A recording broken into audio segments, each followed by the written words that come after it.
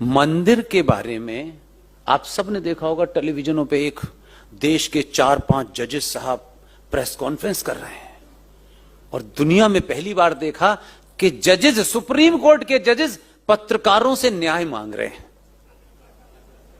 ये कहीं सुना आपने? आज आपको याद है ना वो सीन, सुप्रीम कोर्ट के प्रांगण में चीफ जस्टिस से लेकर के लोग उस पर अपनी बात रख रहे हैं, अपनी बात बताई जा रही है। वो प्रेस कॉन्फ्रेंस हो गई है, बात खत्म हो गई, आई गई हो गई, लोग भूल गए। और वो ये जानता है कि लोग भूल चुके होंगे, तभी काम शुरू करता है वो। उसने शाम में अनाउंस किया दिल्ली में, और क्योंकि हम मीडिया में लंबे समय तक रहे तो इतना तो हमको समझ में आता है कि कोई क्यों ये बात कहता है और क्यों नहीं कहता। यही एक्सपीरियंस का फायदा होता है। अनाउंसमेंट हुआ कि भारत के प्रधानमंत्री सुप्रीम कोर्ट का दौरा करना चाहते हैं।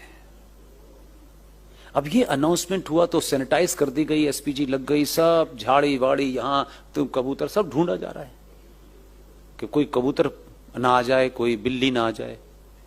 अब आप ये तो मानेंगे कि जिस इंस्टीट्यूशन को वो देखने जा रहा है उस इंस्टीट्यूशन का टॉप वही घुमाएगा, कोई किलर तो घुमाएगा नहीं, घुमाएगा। और ये भी समझ में नहीं आया कि जब 15 साल गुजरात में था तब तो अदालतों के इतने चक्कर काटे, फिर क्या अदालत में देखना क्या चाहता है? इसे क्या देखना है? कोई सौंदर्यीकरण देखना है, कोई फूल पत्ती ढूंढनी है? तो वो जो छोटे वाले थे ना, छोटे से साइज के चीफ जस्टिस, उनको भी लगा कि आज पूरा घुमा ही दूंगा मैं इसको, इधर जा इधर जा इधर जा इधर जा।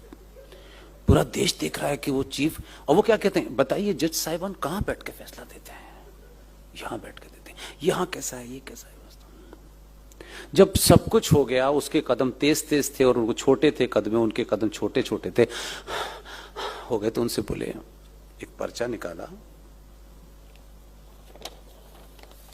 ये देखा है आपने?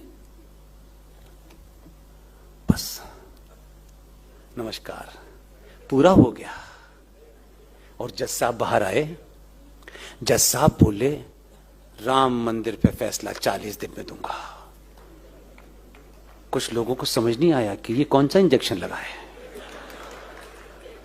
और फिर 40 दिन के बाद फैसला आया, राम मंदिर यहीं बनेगा, यही मंदिर है। मालूम है क्या था? सत्ताएं सिर्फ ऑफिस में बैठ करके नहीं चलती हैं। हमारे पूर्वजों ने सत्ताएं सिर्फ बैठ के नहीं चलाई हैं, जमीन की हकीकत